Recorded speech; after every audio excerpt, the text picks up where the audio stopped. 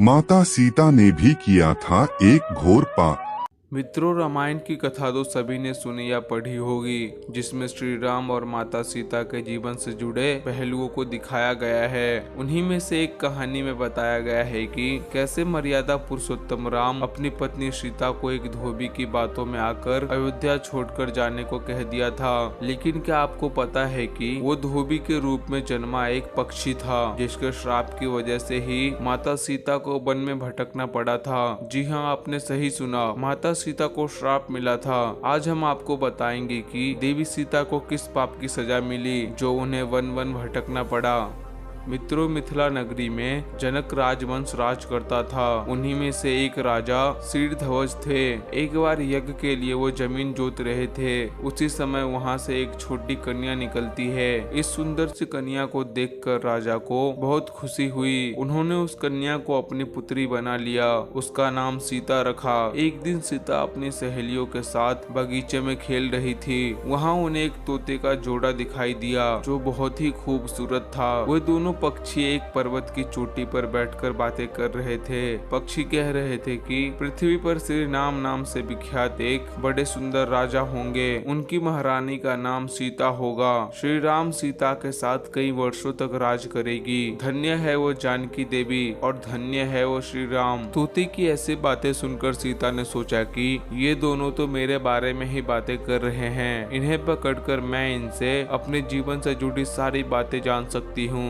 इसीलिए उन्होंने अपनी सहेलियों से उन दोनों पक्षियों को पकड़कर लाने को कहा। उनकी सहेलियां उस पर्वत पर गई और दोनों पक्षियों को पकड़कर ले आई। माता सीता उन पक्षियों से कहती है कि तुम दोनों बहुत सुंदर हो, देखो डरो नहीं, मैं तुम्हें कोई नुकसान नहीं पहुंचाऊंगी। तुम बस मुझे ये बताओ कि तुम कौन हो और कहां से आए हो, राम कौन है और सीता कौन है, तुम्हें उनके बारे में कैसे पता है। माता सीता के पूछने पर दोनों पक्षी बताते हैं कि एक बहुत विख्यात महर्षि वाल्मीकि है। हम दोनों उन्हीं के आश्रम में रहते हैं। महर्षि ने रामायण नाम का एक ग्रंथ लिखा है, जिसका पाठ उन्होंने अपने शिष्यों को भी कराया है। उन पक्षियों ने सीता को ये भी बताया कि इस ग्रंथ में महर्षि वाल्मीकि ने बताया है कि महर्षि ऋषि शंख के द्वारा किए गए पुत्र सृष्टि यज्ञ से प्रसन्न होकर भगवान विष्णु, राम, लक्ष्मण, भरत और शत्रुघ्न ये चार मानव शरीर धारण कर पृथ्वी पर जन्म लेंगे।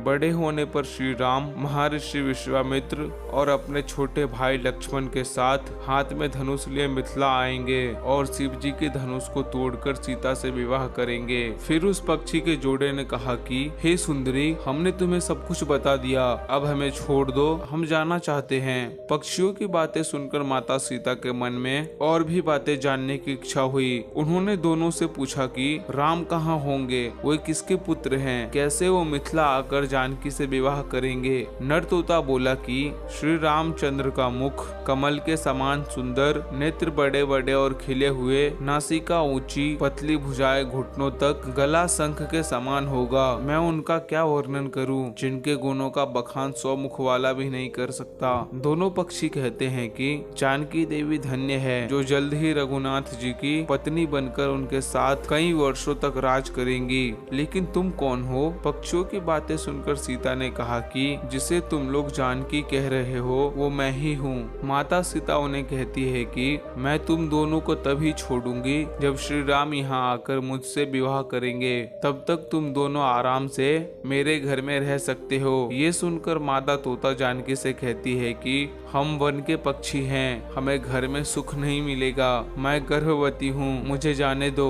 मैं अपने स्थान पर जाकर अपने बच्चे को जन्म देना चाहती हूँ। आप चाहो तो मैं उसके बाद फिर से यहाँ आ जाऊंगी। उसके कहने पर भी सीता जी ने उसे नहीं छोड़ा। तब उसके पति यानी नर तोते ने कहा कि सीता, मेरी पत्नी को छोड़ दो, वो गर्भवती है। जब ये बच्चे को जन्म दे देगी तब उसे लेकर मैं फिर तुम्हारे पास आ जाऊंगी। तब सीता ने कहा, तुम आराम से जा सकते हो, लेकिन ये मुझे बहुत पसंद है, तुम घबराओ नहीं, मैं इसकी अच्छे से देखभाल करूंगी। जब सीता ने उस मादा तोते को छोड़ने से मना कर दिया तब वो पक्षी दुखी हो गया। पक्षी दोबारा सीता से निवेदन करता है कि मैं अपनी पत्नी के बिना जिंदा नहीं रह सकता, इसीलिए इसे छोड़ दो। माता सीता, तुम बहुत सुंदर हो, मेरी प्रार्थना मान लो। इस तरह उसने बहुत समझाया, लेकिन सीता ने उसकी पत्नी को नहीं छोड़ा। तब मादा पक्षी ने क्रोध में सीता को श्राप दिया। मादा पक्षी ने कहा कि अरे जिस प्रकार तू मुझे इस समय अपने पति से अलग कर रही है, वैसे ही तुझे भी स्वयं गर्भवती की अवस्था में श्री राम से अलग होना पड़ेगा। कुछ दिन बाद पति से बिछड़ने के दुख में मादा पक्षी के प्राण निकल गए। पत्नी की मौत हो जाने पर नर पक्षी दुखी हो गया। फिर वो सीता जी से बोला कि